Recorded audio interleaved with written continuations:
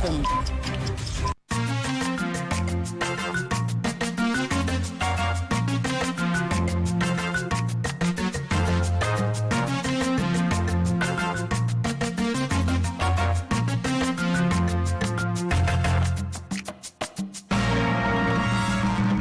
Oyerepa News. Aresema mayama mungina muatwo ene anwumre Oyerepa Kase3 so ebra sanso se yede o mamu nsam a yensa ka no ebre wo baabi biara ya wo anwumre no yeda asese waje atum sa woni Oyerepa Kase3 ena akọ Oyerepa ye wasantimantem atum boseba abrosan no emu Oyerepa Kase3 ho masusu dia wo ha atiripo enson unim dada se Oyerepa de ne boodene anu ntunya Oyerepa ya so no mu yie pa ena anwumre yede nsam a yede ebre wo no ye twa de agu eyam ya bebre de tiene se eba de see taxi drivers truck drivers efia adwuma mo monteso ba bia de obi agitum se Oyerepa mpa mo na mo kro enti mo ana yedi mo chirifisa ka ekọ na ebo ho ye de gina ho ye duano mo center so won fa nya akwadworo kra na nyame ya atom na wosi utras kaka na hwe wo fon no so a eno aba foteta video no so eyamienu nkwanta se ya bankum se no eye Facebook na de obeye ne se Oyerepa radio ho bankum so no obono boko Oyerepa radio on Facebook no wa qualify so say no so YouTube no abo Oyerepa FM so na etam nyame ye wadom na adwencha ne bedu anya dua herbal center wonim dada so mobo ye chidom prekasa natural ginger drink eno achi Belter GPC herbal mixture Bosseba electrical ba herbal center no achi GP1 herbal beverage omobo ye chidom ye adwencha ne nyina abraw ena nyunu ye de nsam nam ye hwe ne mu say nyame ye atom na etena adepobeti a omayi sana hene ken oforia tebeko kan na mara sebetwam na wakokenkan akomabosika na emunsam etesai Nana adodan kwa kufa do Ghana mampani na watwa homam ya omu besi ya sabia kese pe be fa mpa mako ahensia e wapo ya mantam emu sofo ya wo sha mano nsem so ma me shele ya yuko che di asembi atudwa montwa ye ena nwumire ye de ebeba na wadi atudwa ya wo kan sembi efa kane mampani John Dramani Mahama ho efa dwumade bia na ekoso wajai na hefo ena kan sembi fa no ho yi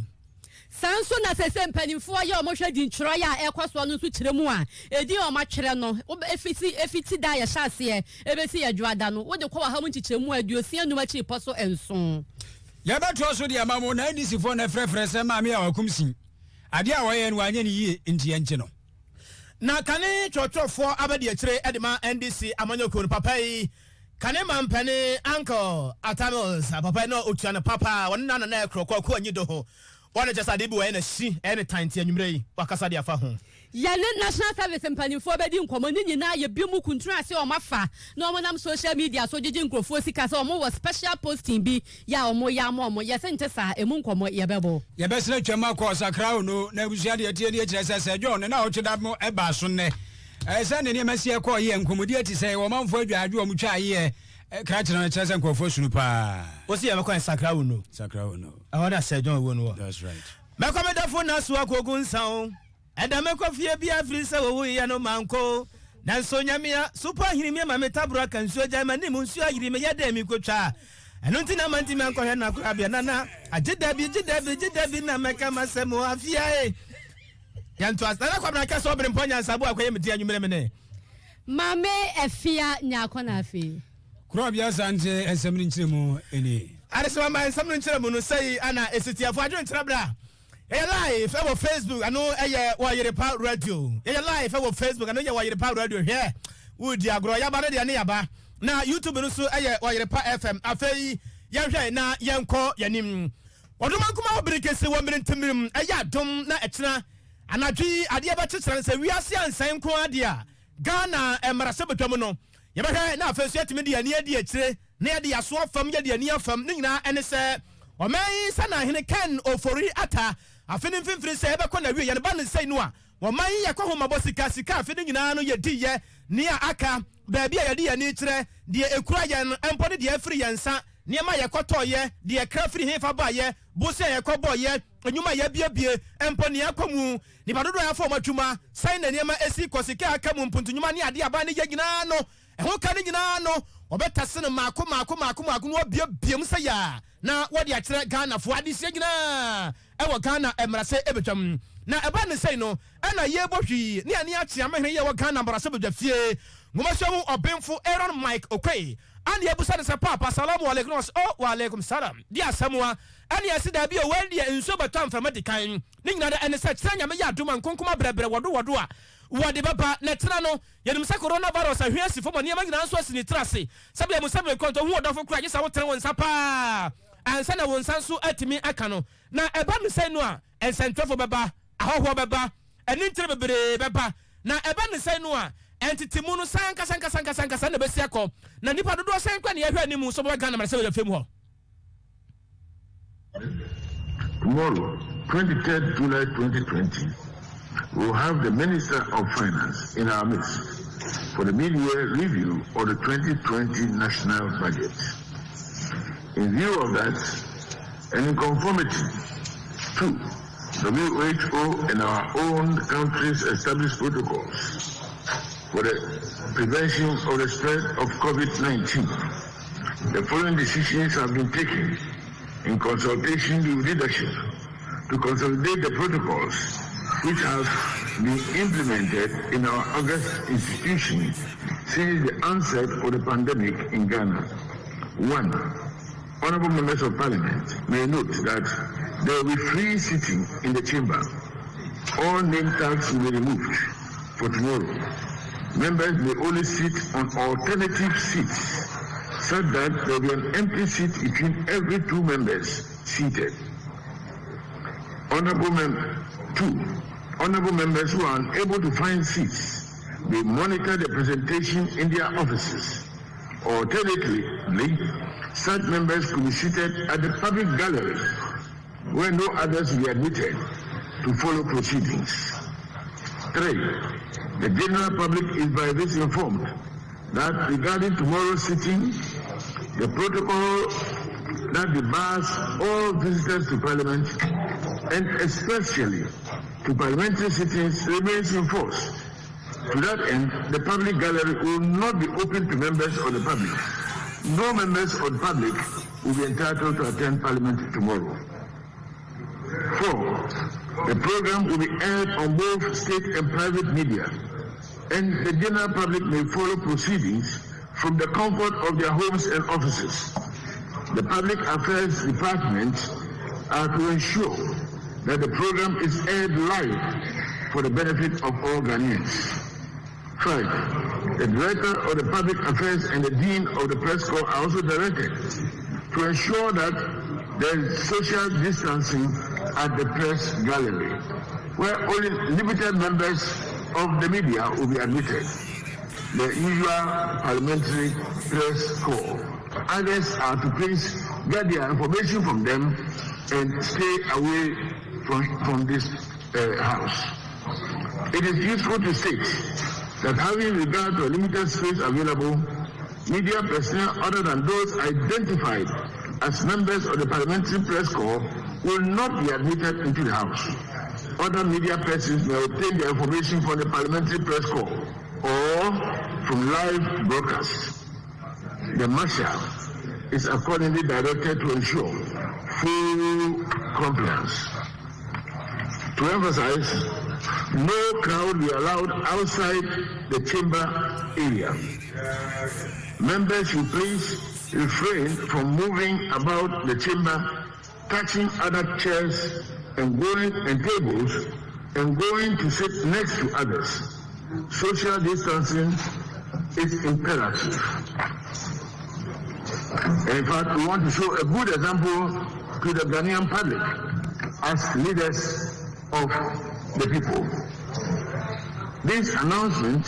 will extend through the debate on the presentation tomorrow. The Marshal must emphasize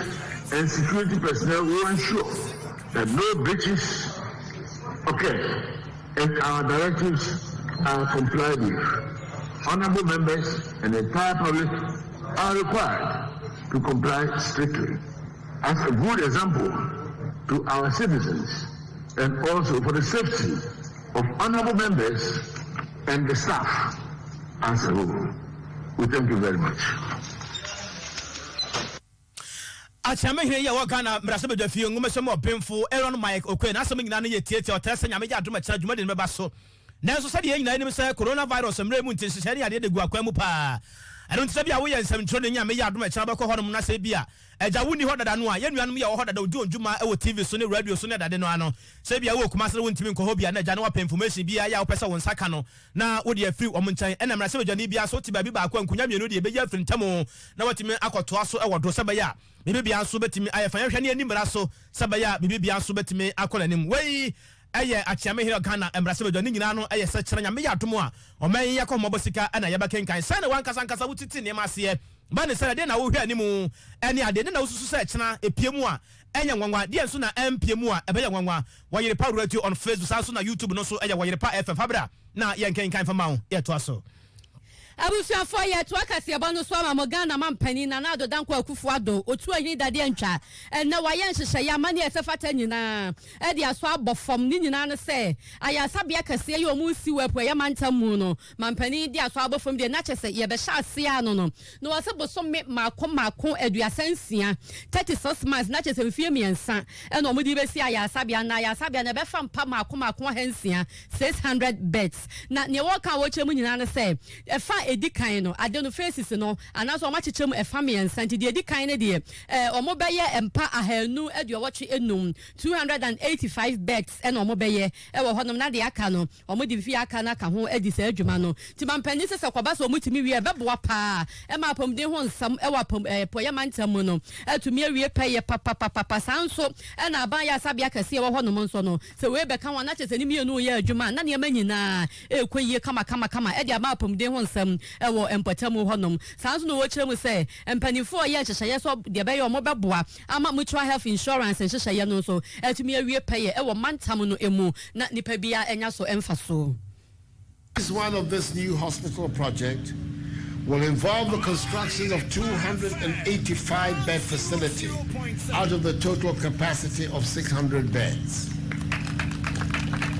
Once fully completed, it will be fitted with the requisite teaching and learning facilities and will position the eastern region on the right side of the healthcare map of our country. The strategic objectives of this new regional hospital are in line with those of the Ministry of Health's medium-term development plan of 2019-2023. These include bridging the equity gaps in geographical access to health services, ensuring sustainable financing for healthcare delivery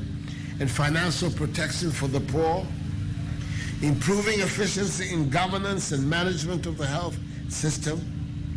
improving quality of health services delivery, including mental health services,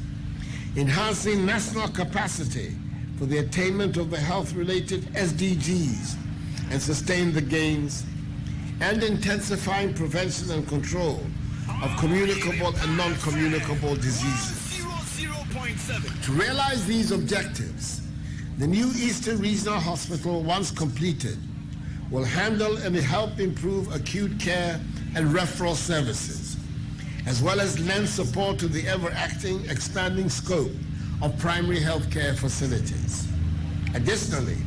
it will support the development of mutual health insurance organizations within the region and its districts. I take this opportunity to renew government's commitment to guaranteeing access to decent health care for every Ghanaian, no matter where they live. The commitment is in line with the implementation of the country's roadmap towards achieving universal health coverage.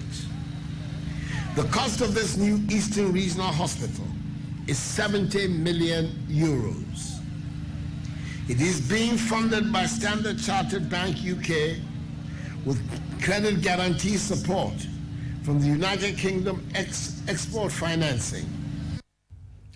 Ghana mampani na na dodanko akufado ne yete ne nkan bra no wotwa homam anaso wode aso obafom ama eye po ya mantama ya sabia kase pa o mu besi wono ma wo kyerem se ebesa ye teaching hospital no wo mo esie na wo kasa mu na mu no wode atu dwade ka mu ene se e ka o mo beba wo ho nyina eye euros no pepe adioson 70 million euros ene o mo beba ka no na ye Standard UK for ena afa ho eka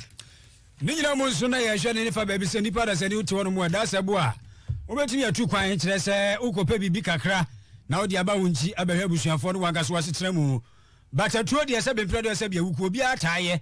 nanso ne fa baabi sɛ obɛkorɔ no ne asɛm wobɛba no so ne asɛm nanso kwa bɛfa so a mpempi no wobɛba no koraa no ya na yɛ boate kɛsɛ bi de nyina nim sɛ COVID-19 ba yi aba no ɔbɔ no mmɔden ne fa baabi wɔ sɛ sɛ bia ba ya nyɛ bia no wahyɛ ntiadeɛ bɛte so kakra de ama wo ɛne sɛ wo ba kwa bɛfa so a bɛtoa so abɔ ɔbra deɛ ɛne efie de fie na se yɛhwɛ Amerikafoɔ abakɔsɛ mu kakra abusuafoɔ yɛte sɛ ɔmampani Donald Trump ba yɛ no wɔahyehyɛ bi sɛ nkɔɔfoɔ bi wɔ no mu a dodoɔ no ano wɔn mafa kotikwa so bɛpie ɔman nim ɛnu ntie wɔ so ɔpɛ kwa bi so no wɔsa akɔ okurum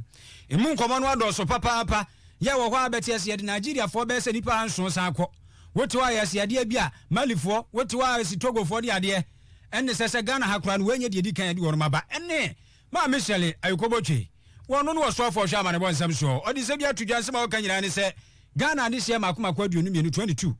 ɛne yɛtwa wɔn asuo apam wɔn mo atu wɔn mo efiri America mɛmu so wɔn samra wɔn kurom ana wɔn mam Ghana ɛne sɛ ei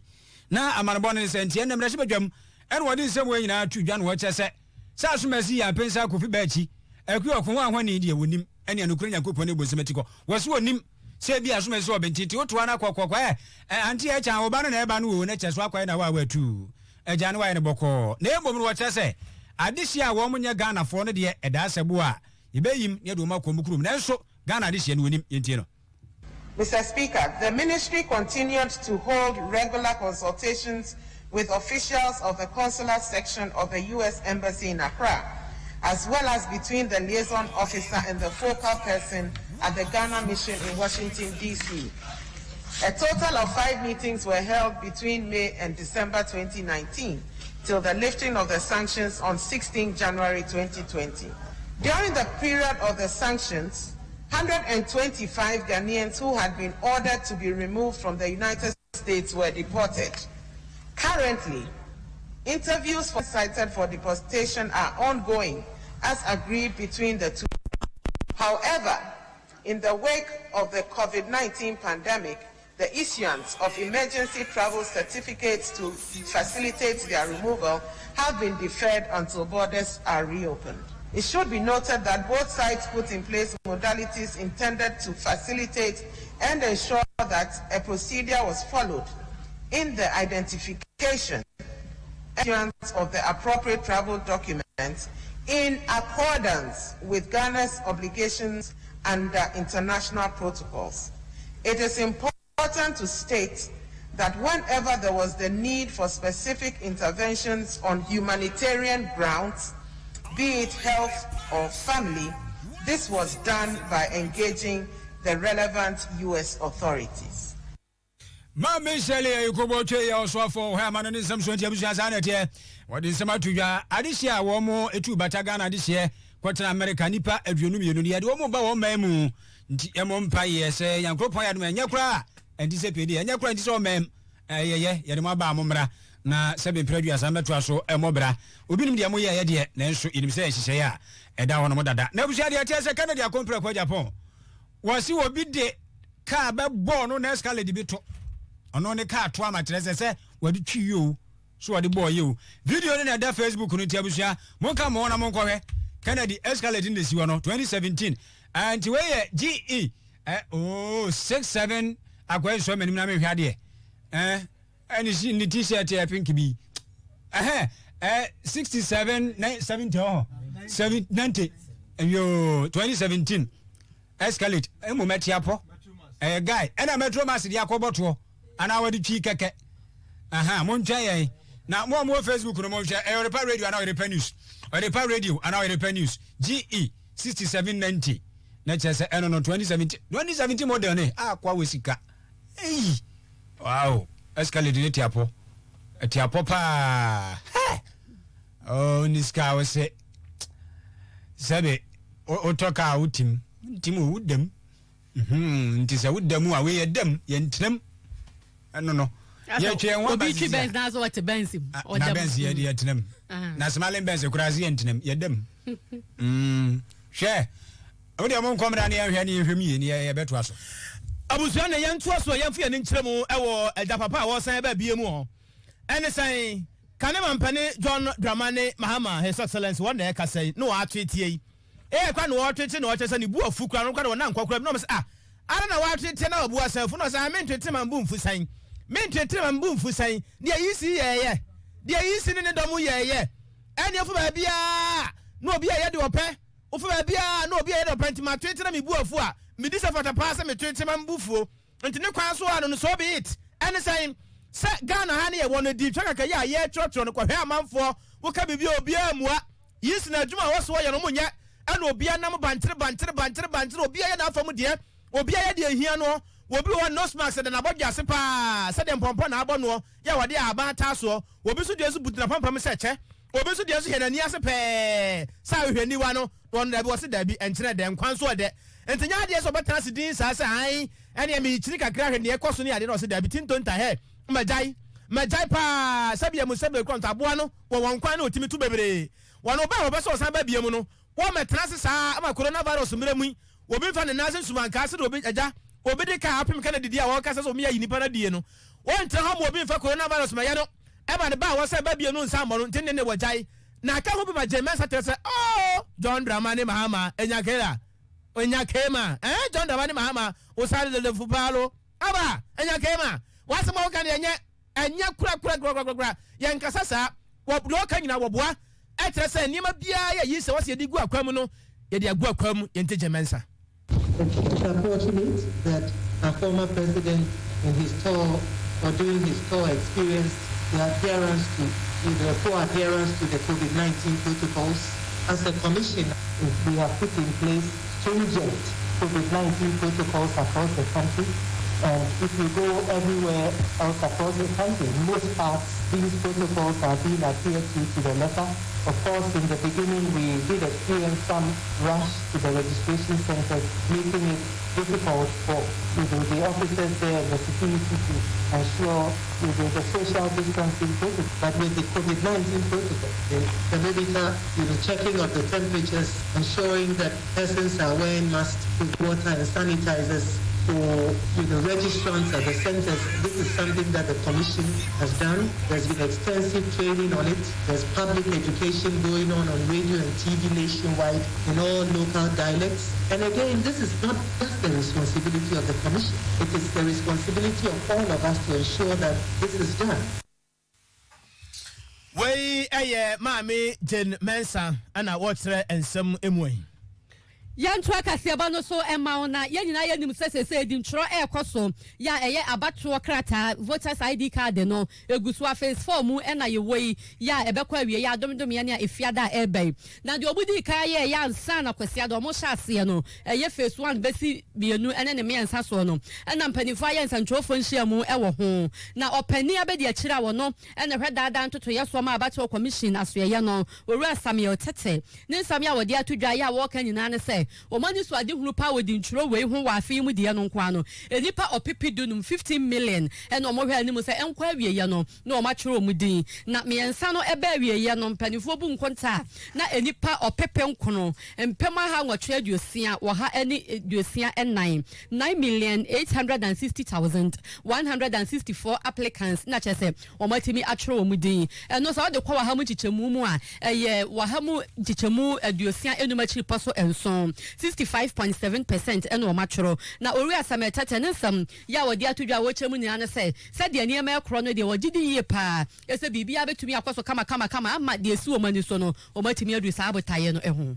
If we look at from day 1 up to day 20, the first phase, the second phase, the third phase, we have figures for the next 2 days within the fourth phase. And if you add them together, from day 1 up to day 20, the total registered voters for Western is 618,217, representing 6.3. Central is 916,848, representing 9.3. Greater Accra, 2,128,515, representing 21.6. And Volta, 587,137, representing 6.0. Eastern, we have 935,296, representing 9.7. And Ashanti, 1,773,601, representing 18.0. Western North, 263,543, representing 2.7. Bono, 394,425, representing 4.0%. NOT 195,552, representing 2.0. I have 187,995, representing 1.9%, and Bunu East 338,867, representing 3.4. Savannah is 168,885, representing 1.7, and Northern 584,858, representing 5.9. Northeast is 161,908, representing 1.6. Upper West 262,220, representing 2.7, and the Upper East 342,297, representing 3.5. Enti sadia ora Samuel Tete ya wo yo pani abedi a kira wo no na hweda da adwumadi so e ma ba to komisa wa kire mu sadia mantam bia de ete no no akeka abomu a medical de sadia ne dodo wote no atudwa no na so ho no man sama o sadia atudwa ya wo kire mu ne se bibi e kwaso kama e na de ama we e kwaso no kra no ejina eye mfidi a omode ye adwuma eye papa na de enya nyina no o matimi asesa no na mmom watimi wakame ne menteme ho ase penche bi so a e sori wo ba bi ne de enya de pakora. The Commission has noted with consent some acts of violence which are gradually rearing its ugly head at some centers. And in some cases, the registration officials are attacked physically or verbally, and applicants are also physically prevented from registering. These acts by political party agents and sympathizers disrupt the registration process, and at times it leads to the closure of the center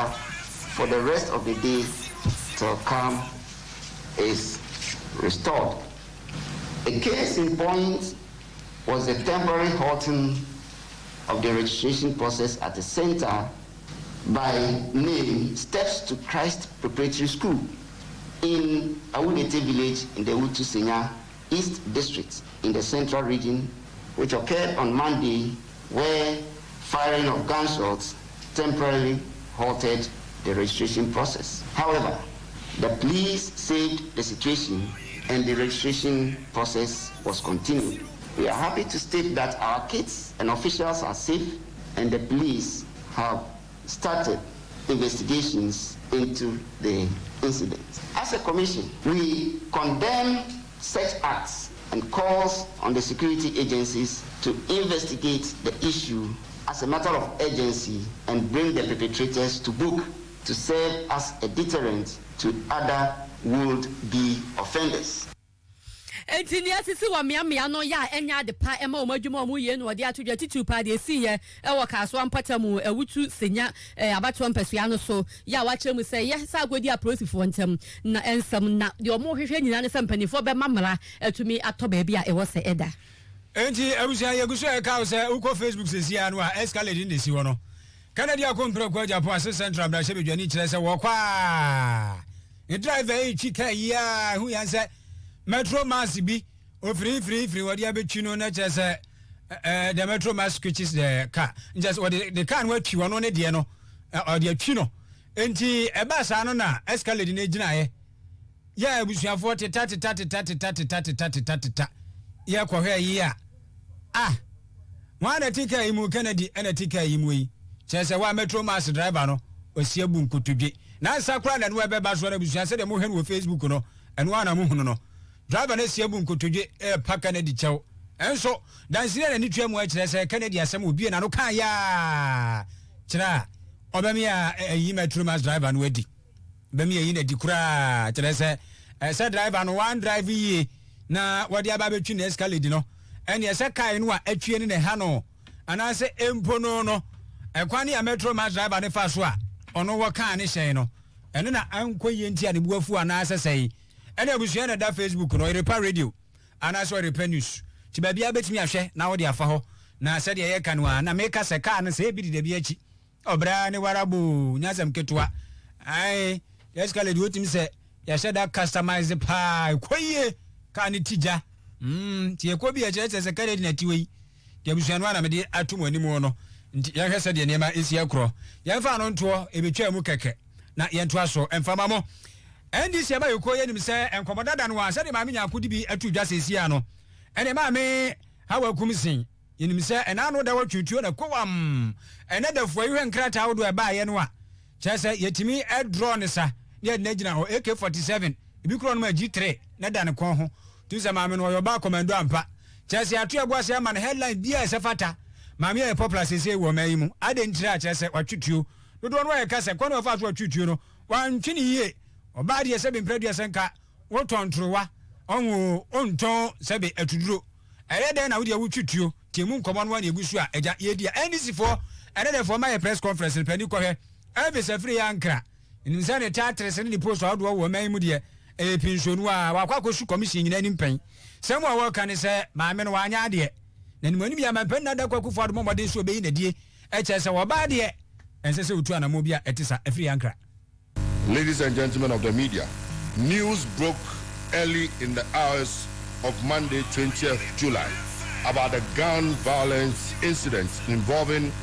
the Minister for Special Development Initiatives and the MP for the Wutu Senya East constituency, Hawa Kumson, that happened at the Step to Christ polling station. As you're already aware, Madam Mavis Hawa Kumson, without any provocation, invaded a voter registration center in her constituency in the company of gun-wielding thugs of the MPP,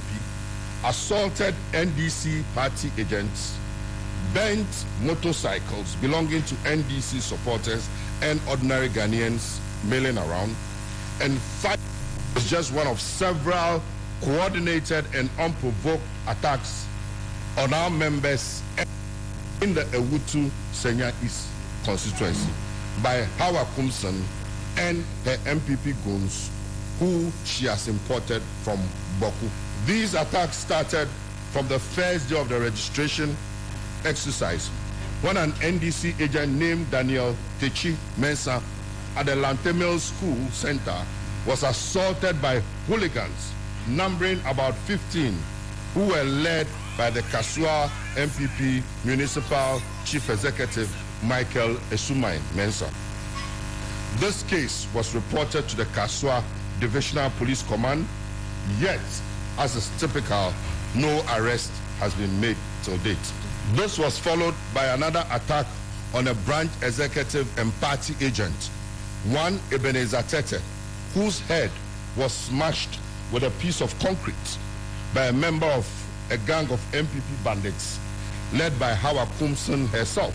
This case has also been reported to the Kasua Divisional Police, including a video capturing Francis Tete, a known MPP thug,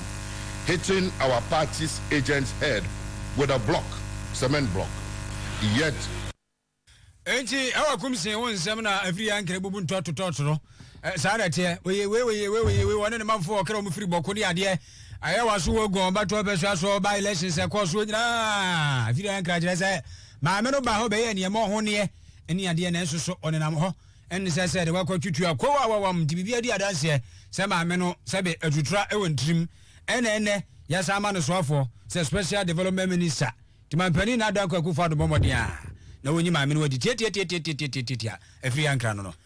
Sir, Omanfo de wani beto fo no ma hwade a efiri bed international ase no ensam no kwakoye bebre NDC de sobo ebo MPP na MPP so de sobo ebo NDC na se oya suro oya eno no obia esuro ne yonko na efiri enrora ebeka na samba akwa asa betwa mu ene se adehye mienu bi a na omoye omadwe se omu free framanta no ebabawro na jama betro mu die mu nsema kwaye bebre a sabia me roma ko gina emranim kra emra na omu die no aka ho bi amaka ne twotwofo abedi ekere edema NDC amanyeko no yewura akwaku anyido ho pani somanfo be kai na wahye ne so a ebra na kane mampani John Atamels na otiase papa one no ana na konna na ekra na papa ekra nko otiase ne mfinsia aduoson wotwe ani ya kyese enya asamketo akura idom amfo so a na yaka yanom na yebeye ne dan kwaku anyido ho akasa ana water se ade bi wo ho mpanifo bi ye o man mu a omo hwe ne mayi.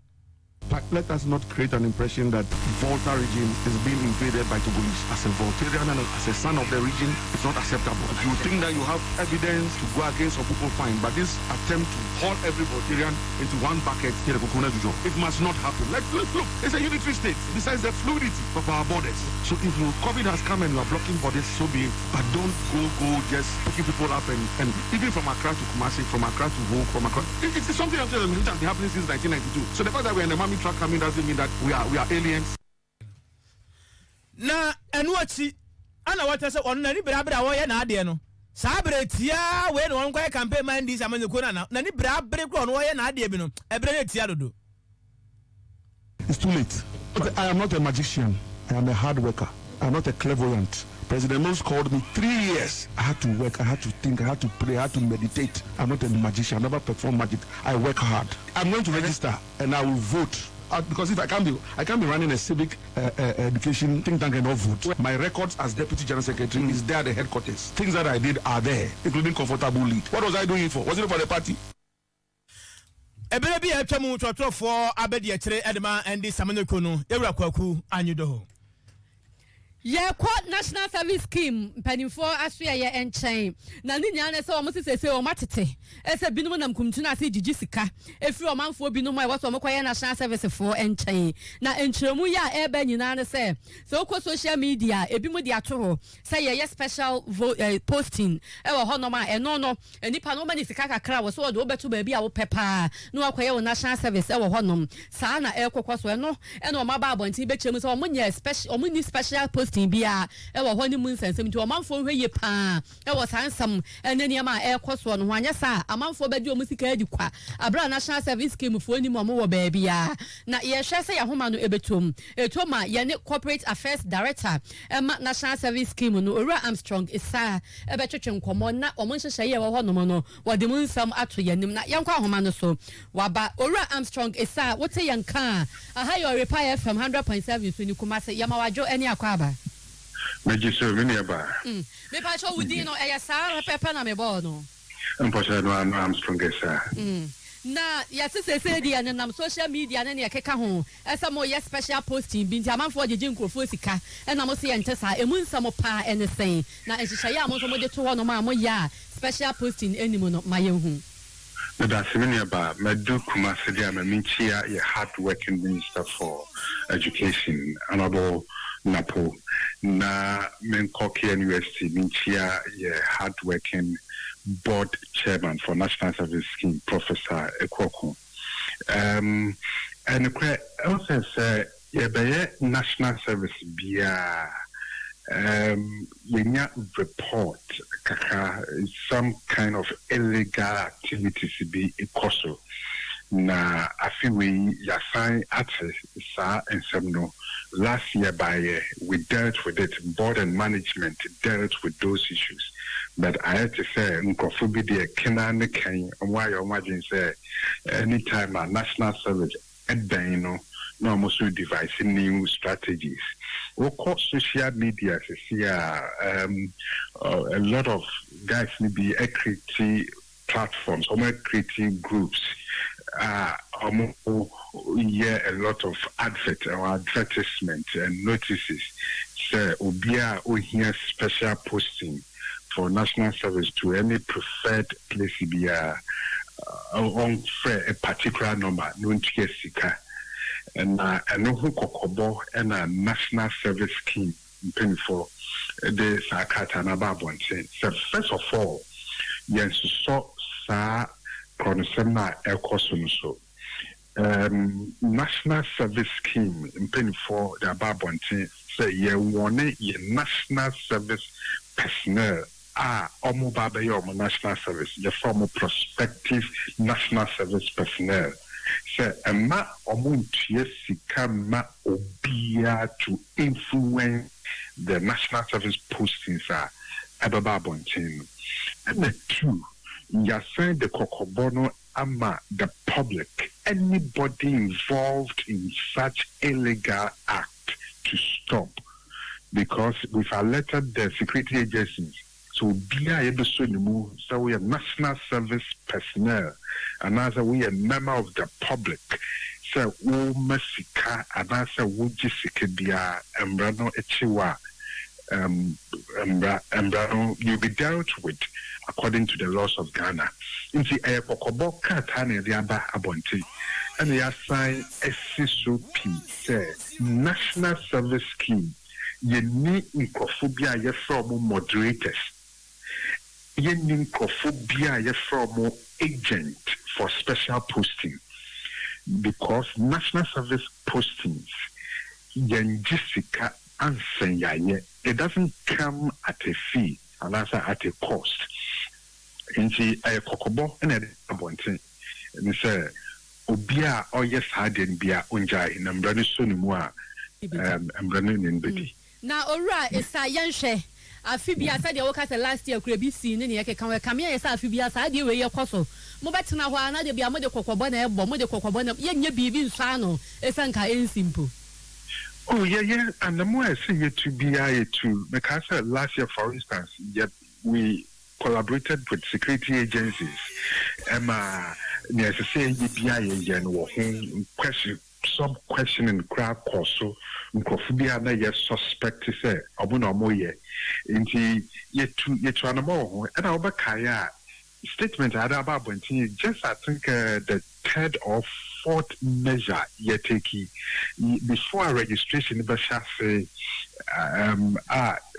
long before registration what we call campus orientation. Now, your church prospective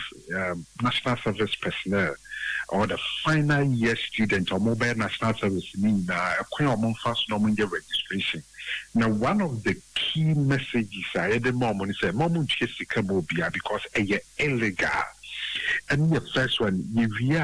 all other literature, BBI and the Edmond BBI, we are stating in the sometimes a year and 1 year. Say used after all the effort and management in the board, they are to form and the more mutiny now you still get some individuals on their margins a happy. I think it will be about 10% by national service warrior.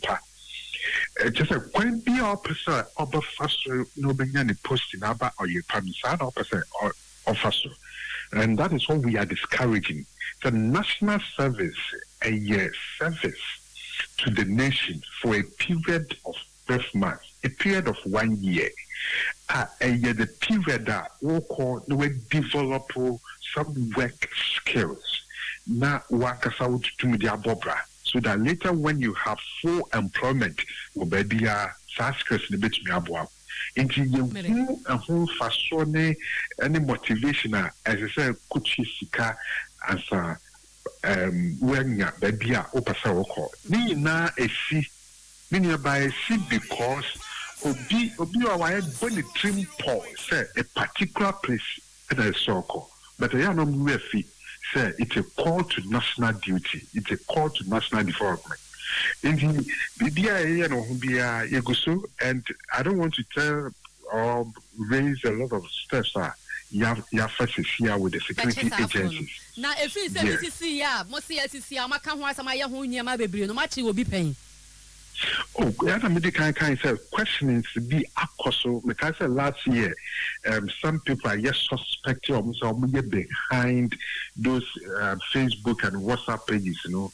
some questionings were done, but we allowed once we get hold of those people, we hand them over to the security agencies. Say Ghana brand new mobedi, but I think information I say after a lot of questioning, not among the people behind that, and so you go in about security matters. There be your mobile and and to me about you best say your home, you best saw your pie, you best say public, you best say with T4 Nina, so be also more information a bit me a boy, and may get to me so sank of the movie. Watch Facebook, or more WhatsApp pages, or more creating platforms, some moderators and our agents for special posting, or be more information via online because the giant economy not yet day am I just like say bia or your pa then let's be a brand national or your public meet the official request a brand national service scheme our car say bia mu nipa 1 2 3 4 5 our or your pa FM once every or your power urbano national service scheme that to know why yet or mobisa then amamo they will post those people to Oyerepa FM. But the problem I yet to me resolve when they say, how do we know? Say be a lister Oyerepa debano, bia obi adika answer or the DB SSR list anymore. That is the major challenge I want to see. In the best sense, public need. Yes, I can't say I be free more. Do my phone been jail? Oh, Minaba, Nukrani, and the medical kind, say, mean to me, and support say, baby, a free bar. Because it's very difficult for all of us. It means support baby a free bar. And he and run a best say, you best say, Nina say, why do be a bit me be a boy? And the Cocobona de boy, yes, Cocobona de boy is 7%, and more beer and cheese can so, Momundiso. And apart from this, I think it's important for me to also mention. Say there are about 4 grounds to be over. So what's our reasons now? But be out per se do to be our regional office or district office over headquarters are. You do but 2 or straight away. A bit to say Wawari. The first reason any office in Ghana, any national service office in Ghana, that be our PBI but your marriage. National service doesn't want to separate marriages. For instance, why will say no, but say you post to closer to where you stay. By your national service will post to. And the second reason, you bet me a post to the Bia Pipia a pregnancy. You ganumba or monyim. Sauba say yes, you are pregnant. No, yet you are not heavily pregnant. Even 1 month or 2 months. Now then Kataba say, yes, Minyam, and this is the record or evidence in your cry. But be out to be able to pursue because you must be closer to your residence. And the third reason, and I said grounds are yet to be just a favorable posting. And more special abilities. The disabled, if you be saying yarn and iron yard, the knee, sank of phones, but be out bar. It may do to baby out there. And he best say, if you fall within this category, are fine, but I won't fall within this category, dear. And I'm running saying, say, national service, and I say, maybe a young found call. I'm strong, 1 code, they are tossed on 9. Oh, Macassay. What can 3? Macassay, oh, okay. Meaning say in Komono, name, and I say other. I think I'm a pregnancy, my special abilities, and I'm our real marriage. Our yes. And see, I think about Kunsuba. And see, you better say public in the public in the HME Abuan was our crime. So, yeah, but that was it. Yeah, do I see? Abusuafo Owura Armstrong is one of the corporate affairs director Emma National Service Scheme and yene na bon community we was obi antenna no one can na come antoni yam and yama obobo so me ense na so wo bi dia wo benya special posting na nya sa dia tena so wo ho a bia de obeto no ebeba eno no nti abusua ento so na ye kwa ni mu fansem no Emma mo si eto so ani ye kwa sakra wo no abusua de ate ne se yewura kwadwo wo so free ese John and then I watch it, that pepe, and a urano, a corn, the credgy, our papa. Then you follow almost to rock my penalty, Dr. Mahmoud Bomiano, Sansuna Jam Tell people make good friendly blade. Church for honest no John Bodu, now for church for penny, Emma NDC, Rajo says you get a mosquito, just a for pa, and say John. All for us, will be to say Henry and Abuachin and a B. Or Bob Mabudabanoma, MP Pamaku, Nafe, Eric Nana Ajinim, and as Ajman or a national coordinator, Nadmu, or no so Oko Obi, no more no, Nana B, and I say Nana Jeman or Mokasai. I'm not going to teach you there, Sir John. You go see your son, young pa. I create the question of a Kojo also free the football. Why are first so Mabuno? So we shall Mabuno and then Yamianda MVP. Omojimuti to my pa. Omuna Sir John, I say. Yeah, Major Sir John, I put up a paname, Obo Justin Godia from Pong, Obo Samuel Uku. Obo Antonio Bay for Cabo, Obama, James and Fossa. Obo Peru Kujato, Obo Oredu, our Foreign Affairs Deputy Minister, Charles Owusu, Nipa Bebre, and our first John. It's Mabron Yakra Diapa. Our Forest Commission, so I dear Mamabunu, I refined that. Sir, our Mabunum Pim 80,000 you are. Sir John Yama, why at the Mamabunu. Abusia, Siakasi account, aha. And I never say, I never say, Joy, Nitabia, now Okano Grant. Bien, and say, Asambia, which is in the honor there, on town, Yankatasu, now, a bad day say you bring to Sir John, or Yabayam, Sansa from General Secretary, President, in Quire of us or Juma, or Nipa, no opinion, that's Tembiana or against a Babwama Mabu Abaso. And Tia Nana B, NFA, Nana Ajman, and Omukopia Senti, Okon Creaches, Jono, and what translated in our change, and now what you down dear, Sanet, Timunkomo, and Amate. At the Adrian Channel, now you may call ya a boy to don't see and can channel a year. Bosseba Electricals was he encountered say open cable ya at Tiapo. CCTV cable and cameras are who digital video recorders are who adapters are who standing fan ceiling fan use to remote now for USB sawumwa track oton open bulb bia socket bia switches bia edi akodi ujuma e wo fie anase bia bulb bi na pesa wo diko siesie wo fie sa wo flowers mu anase wo hall anase wo dem ho ankasa solar lamps ne ho akade nyina no a eye Bosseba Electricals sa di ne nko na wo so sa da ye no a ma nembra wadwemu tutombre kumase wuduru kumase wo so ko adum ha ana Oyerepa FM ewo abrosano soro ene ne fom nyina no ye ba presence run about and as Wesley Methodist Asofo pe ha na Oyerepa FM wo tutombre a wo ba to fada na afeso Frank ni ma wo hia nyina futu ni akwankyere bia nso wo de be ma 0541 125 339 0541 125 339 obaje wo so Prekasa natural ginger drink eye kama eboa ama ye hunam no ekoyie pa ene sen ya harawa ne ye brebo ne niema wo ye mu no awose ye ma ne gina bran ne sade be ya yare bi ba na yetimi ene no adi esfi so na yetimi adinim ewo yare no eso mesrawo ba bi e ton drinks bia no wo so prekasa natural ginger drink eye prekasa ewo na afeso kekado ni aka bomu a ede ye drinks nwanwaso bi a aba na nsenya kire se amanfo to agu so na o twen de pebinom na enya dwuma emfama Mrs. Agata Enterprise Wapino House sano so ko hono mu a obeye dodo na atu na odi akoye ne a opese odi ye na ma opese utubi pa ko ton na so nyamfa so digu botoma tutum ne kabra Oyerepa FM Aban Information Center so Tafa Cathedral Shop ewo Dot Junction Metropolitan Information Center so spec 0548 95 3324 0548 95 3324 obeje oso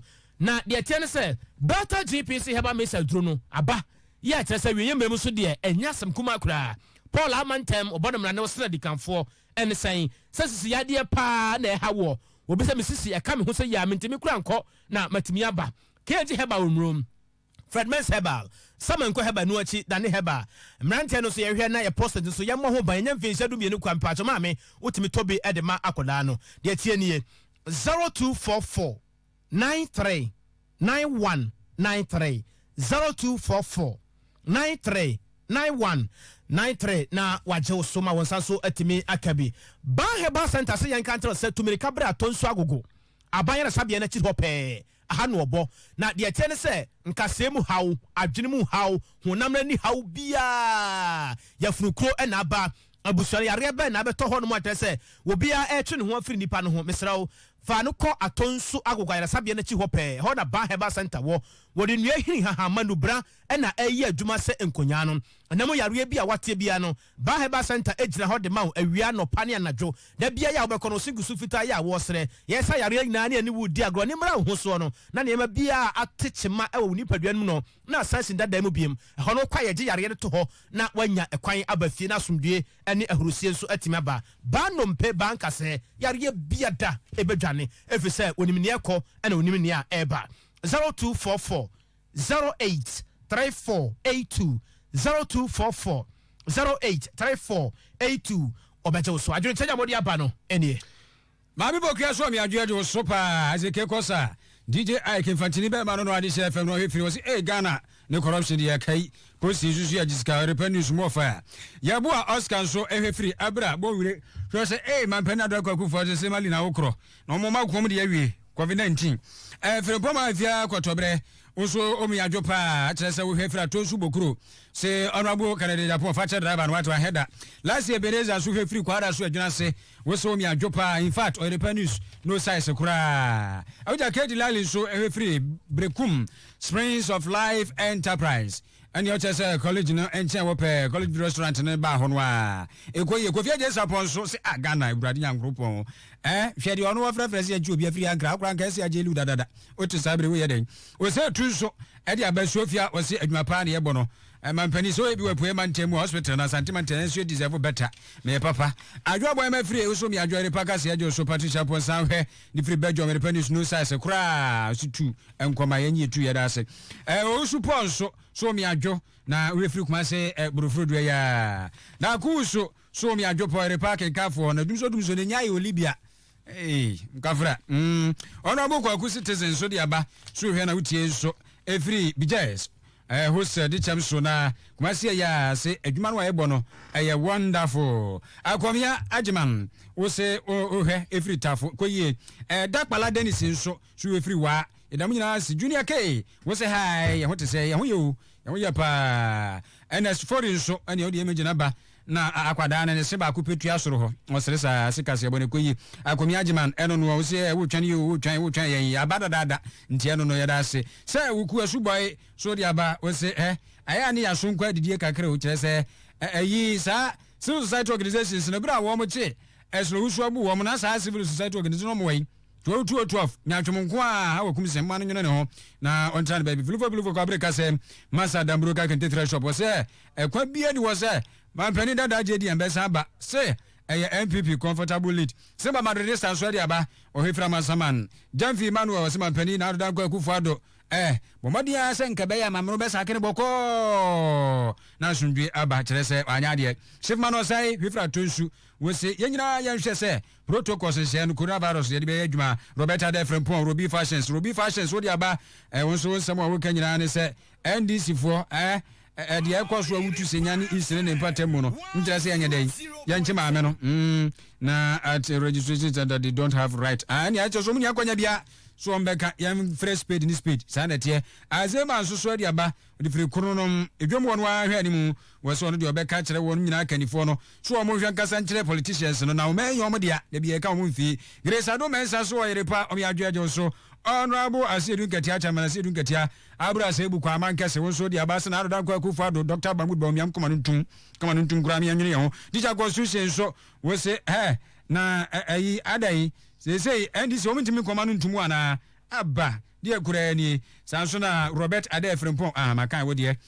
Ewurade Chiame Edward wo se more fire Oyerepa Kase more fire GP1 Heba Beverage eboya chidom wose opese immune system ne gina ye pa ento ani nkwa chirichiri bia GP1 Heba Beverage na ye kan for dem wose pebi waye mre ewo mpam anase bia waye mre wakwa adwuma ba no waye mre pa wo je ho ba bia enye a edin no GP1 Heba Beverage omo na ebo ye chidom ya kire se enya asem keto akra ukọ UK mamu se ya mpanifo agye atumi ya kire se onfa nya akwadwo kra ya fo nyina covid mre mu eno na obia etogu so ya wode eye na dwuma se de se na efata no wanya ahoten ewo covid emre yi mu upa bia tu odaroma bra Oyerepa FM hase ya promise Heba shop hase wonya bi na wode akoye ne a opese wode ye bia se no so nya dua Heba center enso ewo dwama so ya wa kan kire wo se wopendodo pa atupa na se bia wuyi ne mako a se malaria na wode kosa ana se wanumu atu ya wontime ne de hu na ya pa menu aba wabu nsa se ne wodadem na wotiam obi anso saa de wenso no yenye emba obi tse de obi num adoma ya afo no saa boba wonsa no saa de na pempem ho saa na wonum nsuogu so ne nyina ya o tene wa ya ase no wanhwe ya na ekohadwade se wo se ne nyina aba bi kamu nso a na ya akwafa asam foforo bi de aba be man so hwe kasa na kasa je no wunyina yi a ade ya paneti pa wo se kwana wa onum sa ade ya paneti pa wo se kwana wo be kwa adwane no me se opanya aduane bi na niwa ka kira mu 0558 565 890 0558 565 890 nyadua Heba center mpanifo ebeje oso onipa ya ade a wo se ayeye enti no afia kobra na ai abusuafo ya de kasiaba na ekwama no ne na yawie na Zimbabwe memu na ye kwa akogina owura bi ye frɛ no Hopewell Chiano na mpanifo kiremu a